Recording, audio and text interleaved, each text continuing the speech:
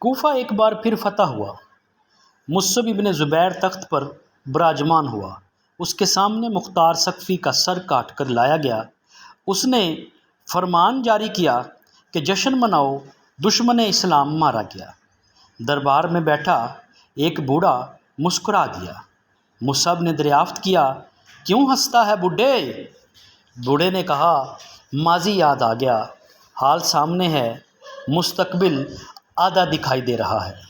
مصعب نے حکم دیا کہ تفصیل سے بتایا جائے، اور بوڑھے نے بولنا شروع کیا۔ یہی دربار تھا۔ عبید اللہ ابن زیاد تخت پر بیٹھا تھا۔ حسین ابن علی رضی اللہ تعالیٰ عنہ کا سر لایا گیا۔ ابن زیاد نے کہا، جشن مناؤ، دشمن اسلام مارا گیا۔ ہم نے جشن منایا۔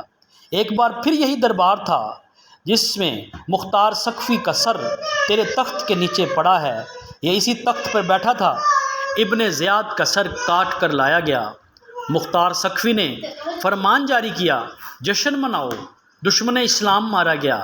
ہم نے جشن منایا۔ آج وہی دربار ہے، تو تخت نشیں ہے۔ مختار ثقفی کا سر لایا گیا۔ تیرا حکم ہے، جشن مناؤ، دشمن اسلام مارا گیا۔ ہم آج بھی جشن منا رہے ہیں۔ کل بھی یہی دربار ہوگا۔ یہ تو نہیں جانتا کہ تخت پہ کون بیٹھا ہوگا، لیکن اتنا پتہ ہے کہ سر تیرا ہوگا اور فرمان جاری کیا جائے گا، جشن مناؤ، دشمن اسلام مارا گیا، اور ہم جشن منائیں گے۔ بوڑھے کی پیشن گوئی کے عین مطابق کوفہ کے دربار میں عبد الملک بن مروان کے سامنے مصعب بن زبیر کا سر پیش کیا گیا، اور اس نے جشن منانے کا حکم دیا۔ کسی نے بوڑھے کی بات کا عبد الملک بن مروان کے سامنے ذکر کیا تو عبد الملک بن مروان نے فوراً دربار کی عمارت کو گرانے اور دربار کو کوفہ کے کسی اور علاقے میں تعمیر کرنے کا حکم دیا۔ مجھے سیاست کی سمجھ تو نہیں ہے، نہ مجھے اتنا پتہ ہے کہ سیاسی ایوانوں میں کیا ہوتا ہے، عدلیہ کے فیصلے کس طرح ہوتے ہیں، اسٹیبلشمنٹ کیا کردار ادا کرتی ہے، مجھے کچھ نہیں پتہ۔ ہاں اتنا یاد ہے کہ بھٹو گیا، ضیاء آیا، ہم نے جشن منایا۔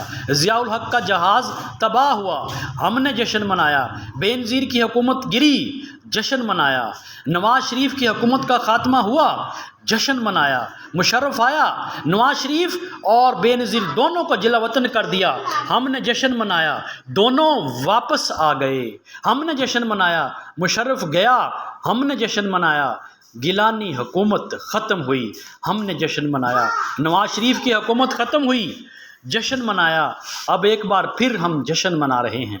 اب اگلا جشن کیا ہوگا، کب ہوگا، سب کو معلوم ہے، اگلی بار سرکس کا ہوگا، لیکن یہ پتہ نہیں کب اور کیوں۔ تو کیا ہم بحیثیت قوم، چاہے کسی بھی سیاسی جماعت سے تعلق رکھتے ہوں، صرف جشن مناتے رہیں گے؟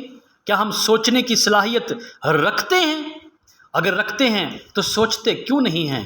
اندھی تقلید کوئی ہم سے سیکھے، ہمارا حال دیکھیں۔ ہمیں چوری اور کرپشن پر کوئی اعتراض نہیں، بس چور اور کرپٹ ہماری مرضی کا ہو۔